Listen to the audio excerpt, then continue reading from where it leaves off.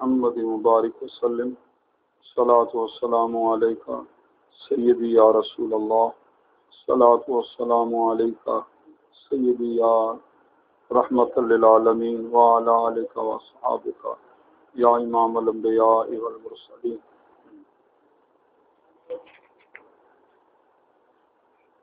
بسم اللہ الرحمن الرحیم۔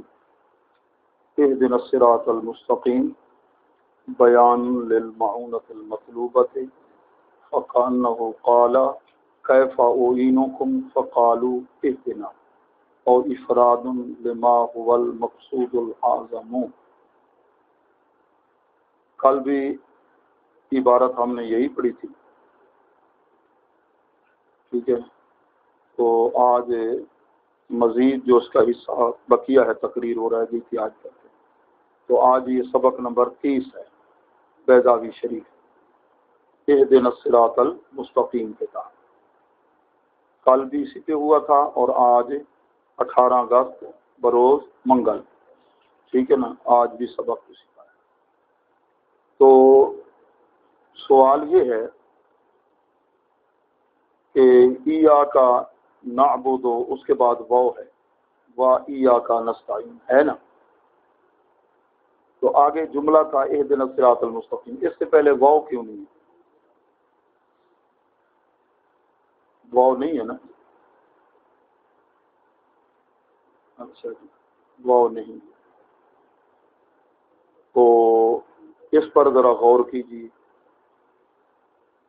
فاتحہ شریف کے اندر وَإِيَّاكَ نَسْتَعِينُ کے بعد اهْدِنَا الصِّرَاطَ الْمُسْتَقِيمَ، ان کے درمیان میں واو نہیں ہے۔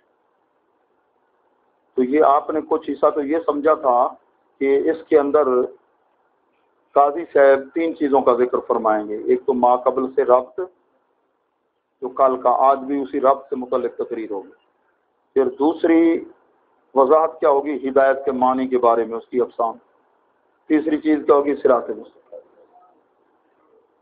تو کل جو ہم نے تقریر کی مزید اس کی وضاحت، ٹھیک ہے، تو ایک تو یہ ہے کہ یہ جملہ اہدنا الصراط المستقیم، یہ جملہ مستانف کا ہے سوال مقدر کے جواب میں۔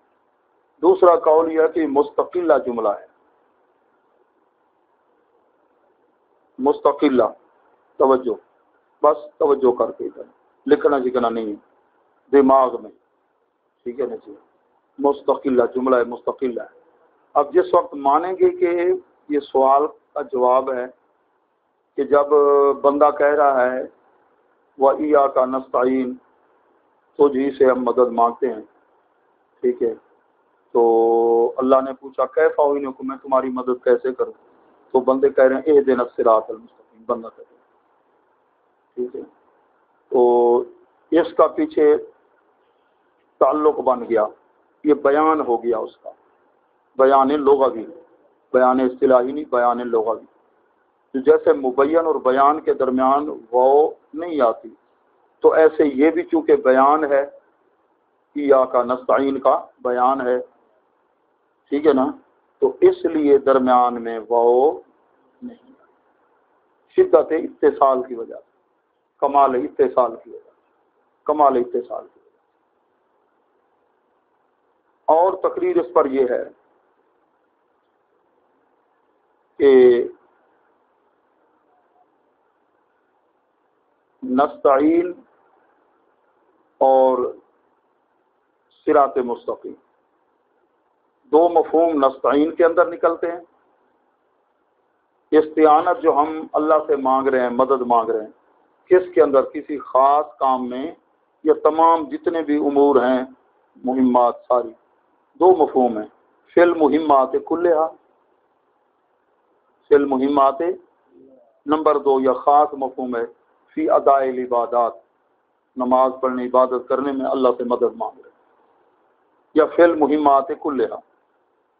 تو نستعین کا جو متعلق ہے 2 حال سے خالی نہیں، وہ عام ہوگا یا خاص ہوگا۔ عام ہوگا تو پھر کیا ہوگا؟ مطلب یہ کہ استعانت کس میں؟ فی المہمات کلھا۔ خاص ہوگا تو استعانت کس میں؟ فی اداء العبادات۔ ٹھیک ہے. تو آگے جو صراط مستقیم ہے اس کے بھی دو مفہوم ہوں گے، ایک عام ہوگا ایک خاص ہوگا. عام سے مراد طریق حق، حق کا راستہ، چاہے وہ راستہ حضرت آدم علیہ السلام کا ہو، حضرت موسیٰ علیہ السلام کا ہو، حضرت لوط علیہ السلام کا ہو، حضرت ایوب علیہ السلام کا ہو، کسی نبی کا ہو، چاہے ہمارے آقا و مولا امام الانبیاء صلی اللہ علیہ وسلم کا راستہ ہو، اس سے عام مراد ہے، راستہ حق کا ہو، عام ہے. نمبر دو، یا صراط مستقیم سے خاص امانہ مراد ہے. اس سے کیا مراد ہے؟ ملت اسلامیہ، ہمارے آقا صلی اللہ علیہ وسلم کے دین کو اسلام کہتے ہیں، اور کے لیے تو دین کی دین ہے، دوسری دین ہے اسلام، اسی کو کہتے ہیں. خاص معنی ہے. تو صراط مستقیم کا عام معنی یا خاص. اور نستعینو، یہ ہم استعانت کرتے ہیں، نستعینوں کو جو تعلق ہے جیسے اس کا متعلق عام ہے یا خاص ہے. کتنی صورتیں ہوگی؟ کل 4 ہوگی. کتنی ہوگی؟ 4. اگر ہم یوں کر لیں، نستعینوں کا جو متعلق ہے وہ بھی خاص ہے اور صراط مستقیم بھی خاص ہے، دونوں کیا ہیں؟ خاص. تو پھر معنی کیا ہوگا کہ ہم استعانت اللہ سے کرتے ہیں کہ اس میں ادا عبادات میں وہ استعانت، اور صراط مستقیم سے مراد، ٹھیک ہے نا جی؟ اچھا جی. تو پھر یہ اس کا بیان ہوگا، اہدنا الصراط المستقیم، ایاک نستعین کا کیا ہوگا؟ بیان ہوگا. کیونکہ مبین اور بیان کے اندر، ٹھیک ہے نا جی، اور بیان سے ادھر کیا مراد ہوگا؟ ٹھیک ہے نا جی، بیان سے لوگا کی بیان. شدت اتصال درمیان میں واو، کمال اتصال کی وجہ سے، کمال اتصال کی وجہ سے. بات سمجھ گئے؟ یا پھر ہم دونوں کو عام مراد لیتے ہیں. نستعین کا جو متعلق ہے فی الامور فی المہمات کلھا، اور اس سے مراد طریق حق ہے صراط مستقیم، جس نبی کا بھی ہو. پھر بھی یہ بیان بنے گا، پھر بھی کیا بنے گا؟ ٹھیک ہے نا جی. تو کمال اتصال کی وجہ سے وہ نہیں. اچھا جی. اب یوں ہم بناتے ہیں، نستعین کے متعلق کو عام کرتے ہیں فی المہمات کلھا، اور اس کو ہم خاص کرتے ہیں. ٹھیک ہے نا جی، اس کو ہم خاص کرتے ہیں. تو جب یہ خاص ہے تو ان عام میں شامل تھا، عام میں اس کو علیحدہ کر دیا گیا کہ مقصود اعظم سمجھ کے، اہدنا الصراط المستقیم کو مقصود اعظم سمجھ کے اس سے الگ کر لیا گیا ہے، اسی میں شامل. تو اس اعتبار سے بھی یہ بیان بنے گا. اہدنا الصراط المستقیم کیا بنے گا؟ بیان بنے گا، بیان بنے گا. تو اس لیے شدت اتصال پائے، شدت اتصال، ٹھیک ہے نا، شدت اتصال. اچھا جی. جو پہلی صورت تھی وہ کیا ہم نے اس کو بنایا تھا جملہ کون سا؟ مستانفہ. تو وَإِيَّاكَ نَسْتَعِينُ خبر ہے، جملہ خبریہ ہے. تو اہدنا الصراط المستقیم کیا ہے؟ انشائیہ ہے. جملہ خبریہ اور انشائیہ کے اندر کیا ہوتا ہے؟ کمال انقطاع ہوتا ہے، کمال انقطاع ہوتا ہے، اس لیے وہ نہیں آئی. اچھا جی. اب ہم نے جو 4 صورتیں بتانی تھی ان میں 2 صورتیں تو یہ ہیں کہ دونوں کو نستعین کے متعلق کو بھی عام سمجھا جائے اور صراط مستقیم سے بھی عام مفہوم. پھر بھی وہ نہیں آ سکتی ہے بیان والا تعلق. دونوں کو خاص مراد لیں پھر بھی وہی تعلق ہے.